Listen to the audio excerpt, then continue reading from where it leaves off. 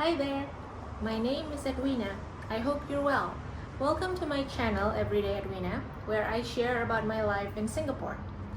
Today's video will be a chatty one because I want to address a question I get asked a lot by friends and family. Why did I give up my Indonesian citizenship to be a Singapore citizen? For those of you who do not know me, I was born and grew up in Jakarta, Indonesia, and moved to Singapore when I was 17. Since then, I've been lucky to call Singapore home and decided to take up citizenship in 2013. Both Singapore and Indonesia do not allow dual citizenships, so I had to give up my Indonesian citizenship to become a Singaporean. I made that decision then and have not regretted it since. Because I moved to Singapore as I turned 17, which is the age one becomes an adult in Indonesia, I felt like Singapore is where I become independent and truly grow into myself. For the first time ever, I had to live on my own, I had to settle my own food and drink, I had to look after my own space, even though that space was just a small room in uni. I had to buy my own clothes, do my own laundry and ironing, everything I had not done before back in Jakarta.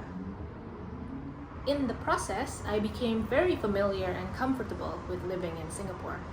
By now, I've actually spent about half of my life living in Singapore, and I still think of Jakarta as my childhood home and Singapore as my adult home, if that makes sense.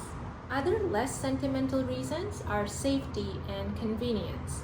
Singapore is very safe in all sense of the word. The crime rate here is very low. As a female, I can go out at any time of day or night without worrying about my safety. I do not need to think constantly about the possibility that someone would harass me, attack me, or steal my belongings.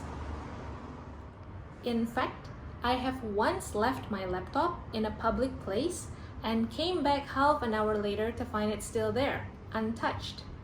I've also known friends who had lost their bags or wallets and had them returned a few days after by kind strangers. Sound too good to be true? That's Singapore for you. As a disclaimer, of course you cannot take for granted that Singapore is safe and nothing bad would ever happen to you here. I said the crime rate is very low, but it's not zero, so I would still urge everyone to be cautious and mindful of your own safety. As a nation, Singapore is also politically stable. It doesn't suffer from issues like corruption or racial and religious conflicts like Indonesia and other neighboring countries. Every now and again, there are problems in these areas, but they are never left to fester and blow up to the point that they threaten national peace and security. You can trust that the Singapore government takes these matters very seriously. Still on the point of safety, Singapore is also safe from natural disasters. It doesn't have any volcanic activity, which could result in a volcanic eruption or earthquake. The island is safe from storms and typhoons. The only natural disaster that could happen here is flash flooding. We get a lot of rain here, so when a lot of rain falls on a short amount of time, parts of the island could get flooded. These are generally over in hours though, because the drainage system here is really good. I certainly can't say the same about Indonesia. Now that we've talked about safety, let's talk about convenience. Because Singapore is relatively small, it doesn't matter where you live on the island, you are always within reasonable distance from important amenities.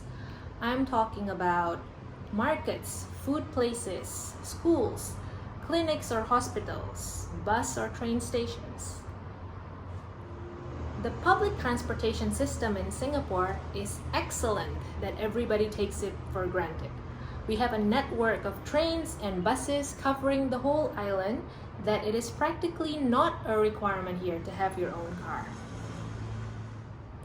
In a lot of cases, pedestrians and cyclists have their own dedicated lanes, often properly sheltered.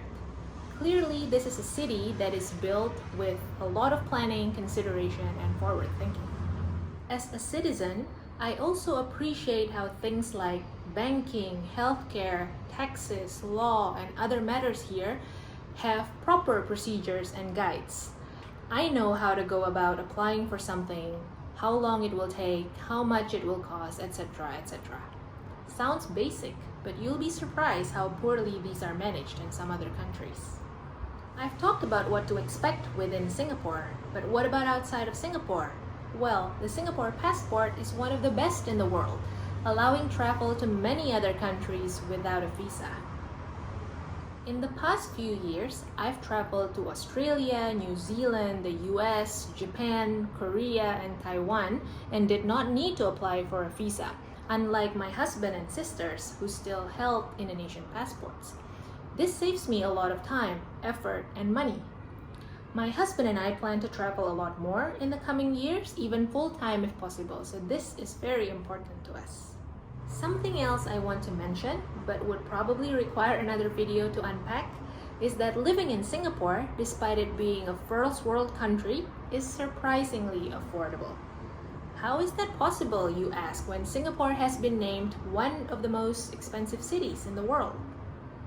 Well, it really depends on your lifestyle, but trust me when I say, you can live a simple, comfortable, fulfilling life in Singapore for much less than you may think.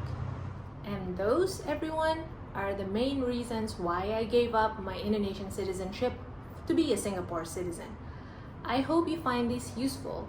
If you enjoy this video, please like it and subscribe to my channel for more. Stay safe and take care, everyone. I'll speak to you soon.